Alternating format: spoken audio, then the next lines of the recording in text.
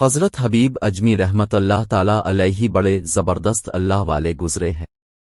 ان کی بیوی شروع میں بڑی بدمزاج تھیں۔ ایک دن اب سے کہنے لگے اگر تم کو غیب سے فتوحات نہیں ہوتی تو جاؤ جا کر مزدوری کرو۔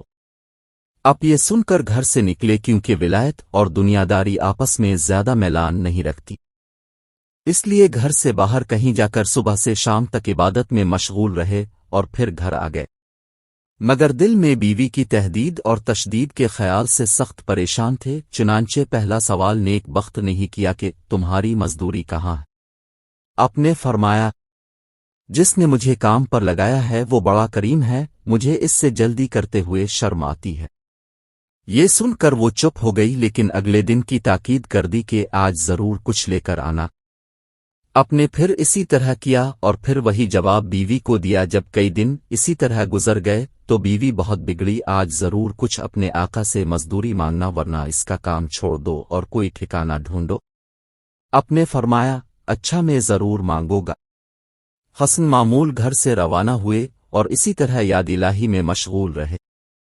شام کو واپس آئے تو ڈر ڈر کے گھر میں قدم رکھا، دیکھا کہ دھواں پھیلا ہوا ہے، دسترخوان بچھا ہوا ہے اور ان کی بیوی بڑی خوش و خرم ہے اور کہتی ہے کہ جس شخص نے تم کو کام پر رکھا تھا اس نے اتنی مزدوری ہم کو بھیجی ہے، واقعی وہ تو کریموں کا ہی کام ہے۔ اس کا قاصد کہہ گیا ہے کہ حبیب سے کہہ دینا کہ وہ ہمارا کام خوب دل لگا کر کرے اور یاد رکھے کہ جو دیر ہم نے کی وہ باعث بخل و ناداری کے نہ تھی۔ اس کے بعد اس نے اشرفیوں کے توڑے دکھائے۔ حضرت اجمی رونے لگے اور فرمایا اے زان کریم، واقعی تو کریموں کا کریم ہے۔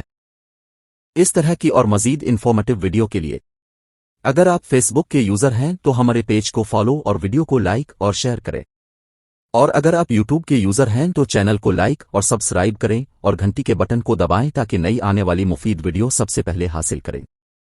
شکریہ۔